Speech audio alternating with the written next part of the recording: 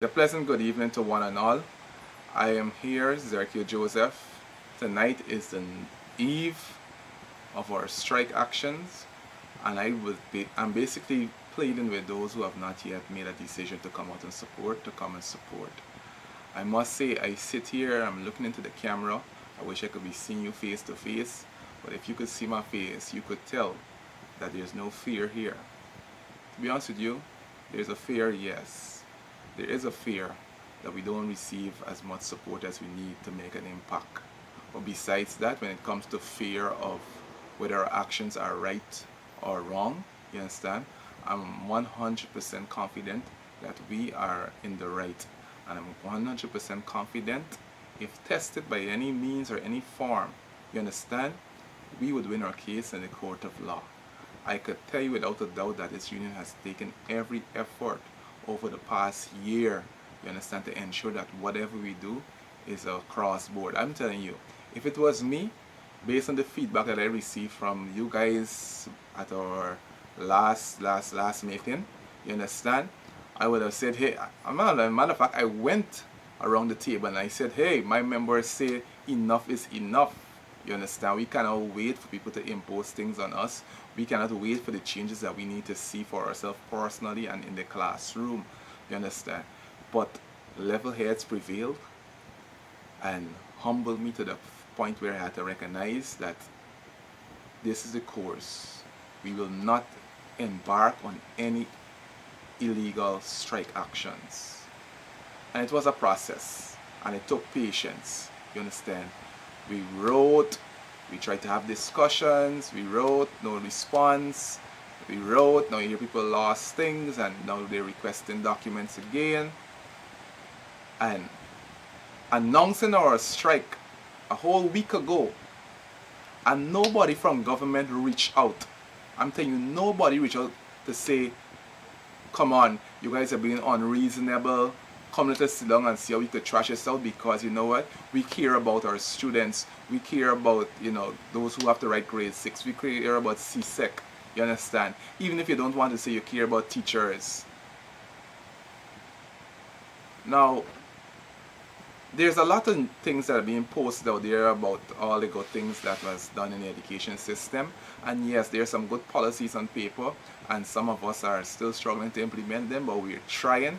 But we know that if everything works based on the vision that the CEO is trying to push to extend many of those things, it's definitely going to make work easier. But making work easier doesn't mean that it makes life better. You understand? Because why? We need to prepare to come to work and we need to go home after work. And that is where the problem lies, because many of us, we are going through a struggle. But some of us, we work around the clock. You understand? I could speak for myself, you understand? When I leave home, I go home and I do lessons from sometimes from 4:35 till past 8 o'clock at nights. You understand? And then it takes me like about a whole hour, 2 hours to unwind. By then my children are sleeping, my wife is already in bed, you understand? And I now go in and take a fresh and like a slow man trying to get myself back in order again. And that is the grind for me, and I know the grind is such for many others, especially those who are working for even less than I'm working. Because this is my 20th year in the profession, and I've attained the position of HOD, you understand? And for those who are below, I know it is a struggle, because I know it is a struggle for me. And then we have so many single parents who are teacher, I could only imagine, you don't have a degree, what it really means for you. And so, it's on that backdrop I want us to understand, and I'm making the point that all of us, I'm telling you tonight, be confident that every step was taken to ensure that when this day comes, which is tomorrow, you understand, that we are on the right side of the law. And regardless of what threat comes, I want you to know that regardless of what happens, even if they cut our salaries, you understand, they will return it. They will return it. Because to strike is your democratic right. Especially when all of the process has been followed. And I'm telling you that with peace of mind, with confidence. And I hope you could feel it. Tonight I want to say to you, the union needs your support this time. I I feel some pressure because, as I said to you before, I was one of the most vocal persons when we sit around that table on what actions we're going to take, because we've been waiting long, and and the thing is, I only speak because my membership encouraged me. And I feel the pressure because it's like my credibility, is at, how to put it. It's like, I hope you're getting the point I'm making. It's like, you can't. I come and I went and I talk up like, yes, my teachers are supportive, and then, tomorrow there's just a small number. That's the only little bit of the, must I say, pressure that I feel right now. You understand? That many of us gonna withhold our support for various reasons. So let me talk to those reasons. One, for many of us, we say we love the students a whole lot, that we can't afford to leave them, especially when they're preparing for grade 6 and CSEC.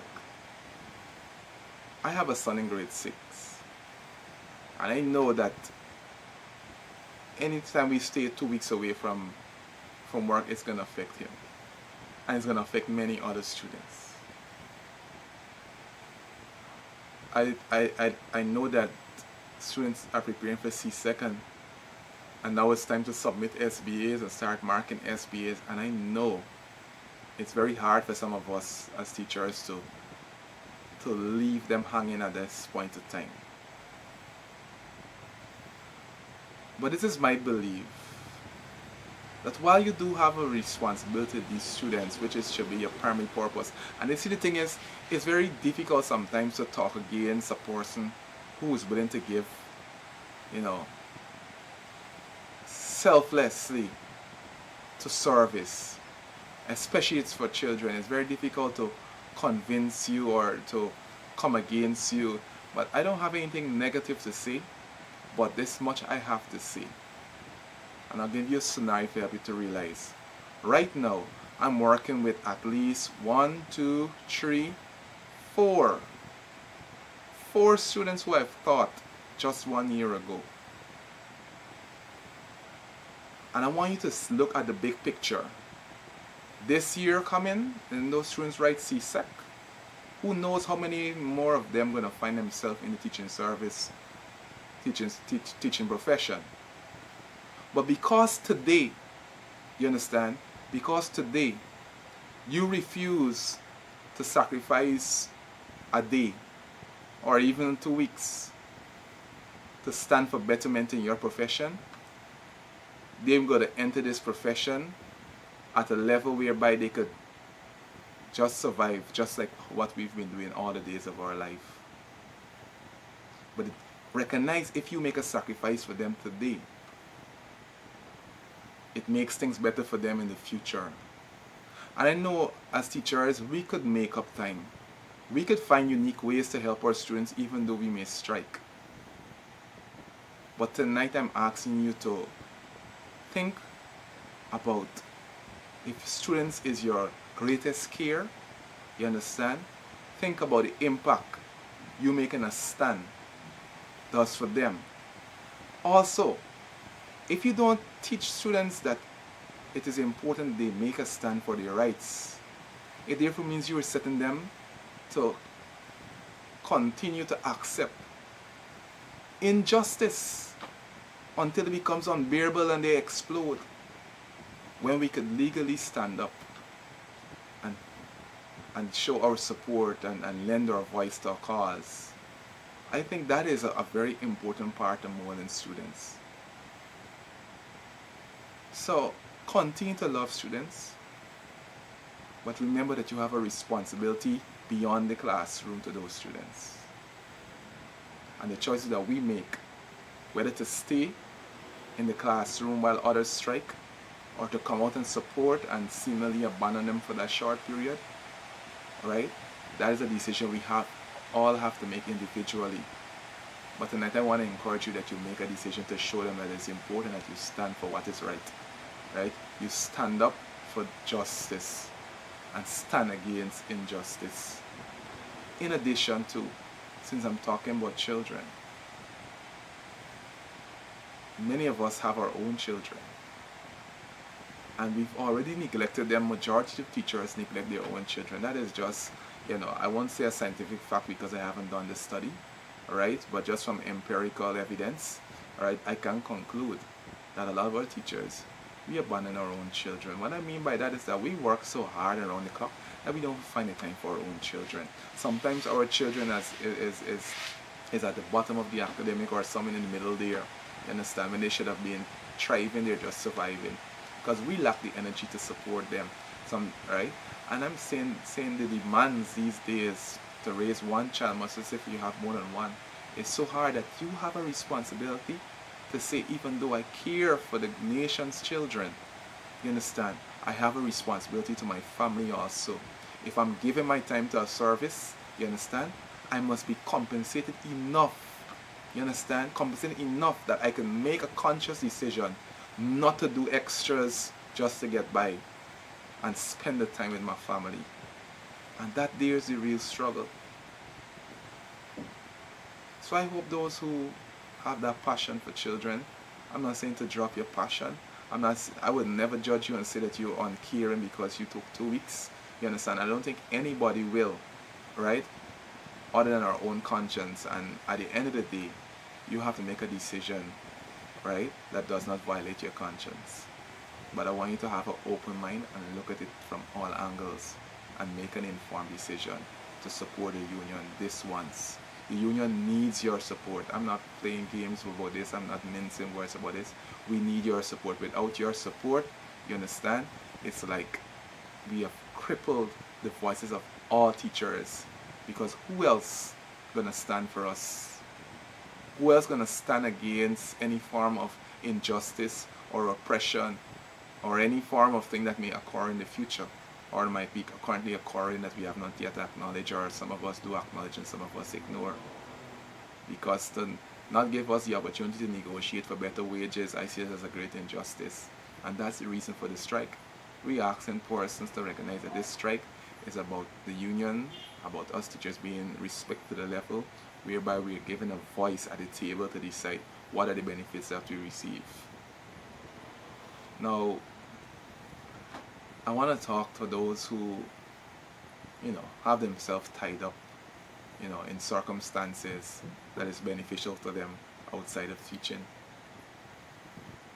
All I ask of you is that, you could stay silent or you could give support, without making yourself visible. Because at the end of the day, whatever comes out of this, once it's good, and we believe it's going to be good if we stand together, you understand, you will benefit also. And it would never be enough. So I'm asking you, don't say things, do things to dissuade teachers.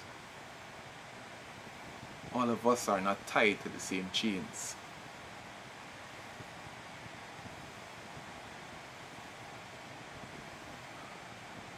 I want to talk to the teachers who are in training.